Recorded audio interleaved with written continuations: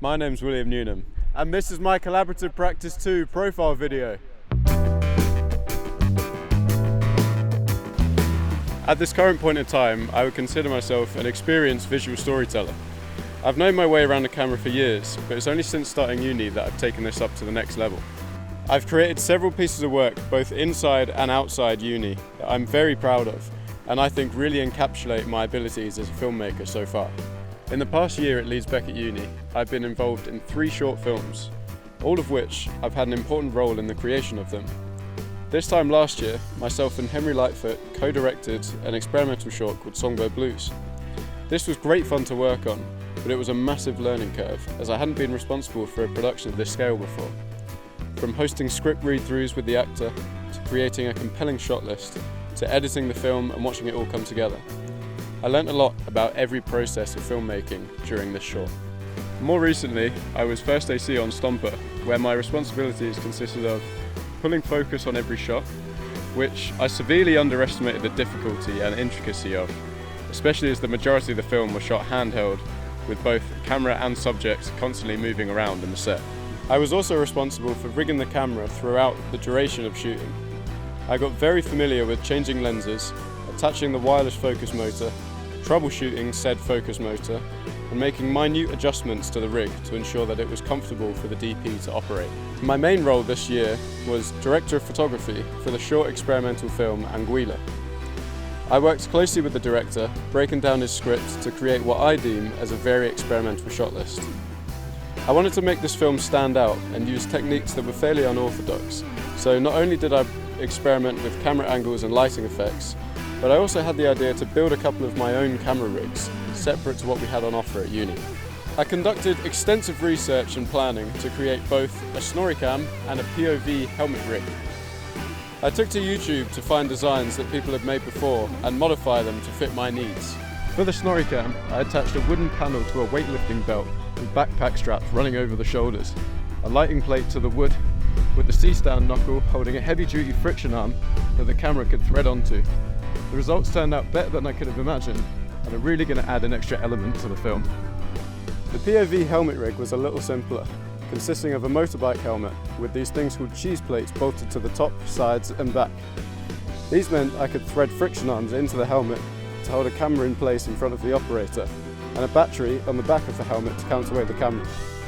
This also exceeded my expectations and was extremely sturdy, successfully providing a point of view shot with a cinema grade camera.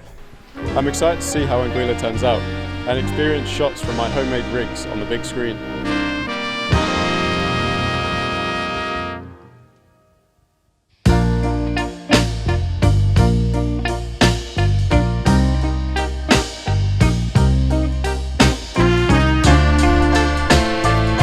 My 2 selected specialisms for this final year at uni were directing and cinematography.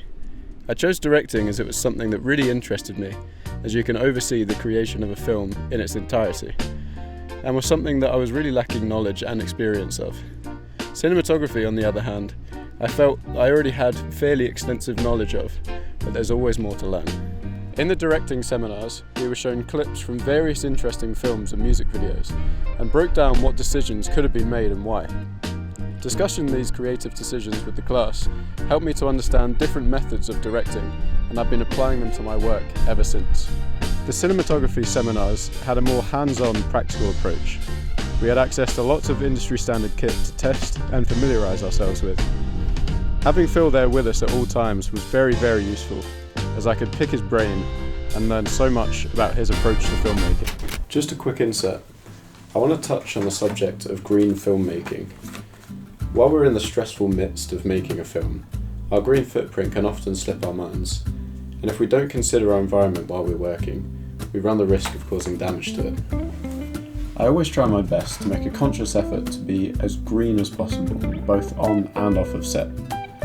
Whether it's as simple as having an organised bin while shooting, or turning off any power-hungry lights while they're not in use.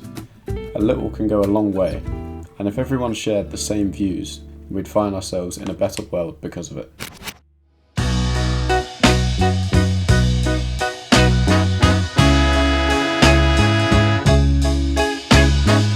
Since first year of uni, I've strived to make myself known in the industry around Leeds. I got in touch with a fairly new company at the time, Tell Studio. Owen and Lewis, the co-owners, have given me lots of opportunities over the years, and I've learned so much from the way they operate and approach client work.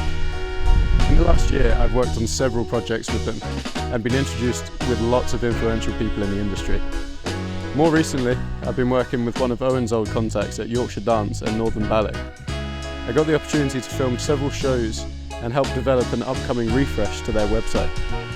I find it fascinating how aspects of filmmaking and commercial client work can overlap, and how I can apply my knowledge of both to create a product that I'm sincerely happy with.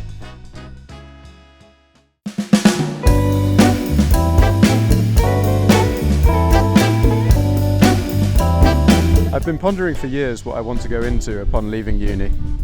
I feel as my strengths lie in cinematography, and I want to really lean into that in the next few years. I plan to freelance and expand upon my circle in the industry. I feel as I've got a fairly good baseline for this, and I'm confident that with a bit more planning, I can go full time with it. I want to meet talented people in the field, broaden my knowledge as I learn from them, secure jobs, and invest back into myself. If I can walk this path, I can build up a good amount of kit which will help me secure more jobs which I can use to sell myself even more to the next client. I don't want to be limited to one area for working. It'd be an absolute dream to have my own van which I could travel around with anywhere, with all my kit, and work with people from all corners of the earth. Before I'm 30, which is 6 years from now, I want to have made a name for myself and secure a position as director of photography on a feature-length film. That's when I'll know I've made it. As I mentioned before, I already have a fairly big circle of people in the industry outside of uni. I plan to utilise these relationships that I've made and find more people through them. Owen and Lewis at Tell Studio have already given me names of lots of DPs in the area, which I'm in the process of setting up meetings with to learn from them, understand their craft and their own journey to where they are today. Once I've built relationships with these people, I'll put my name forward for anything they're working on, whether it's just shadowing them on a shoot or securing a paid position as an AC. This should put me in a good position to be constantly meeting new people and put me on a great path to continue my career as a filmmaker. My name is William Newnham, and thank you for watching my profile video. Here's a link to my website where I have both my industry CV and portfolio work that I want my employers to see. I feel that having a website is so important in today's digital age, as it is a place dedicated to you where you can sell yourself to a wider audience. You can either scan the QR code on the screen now or pause the video and copy the link. The link is also in the description of this video on YouTube. Thanks again.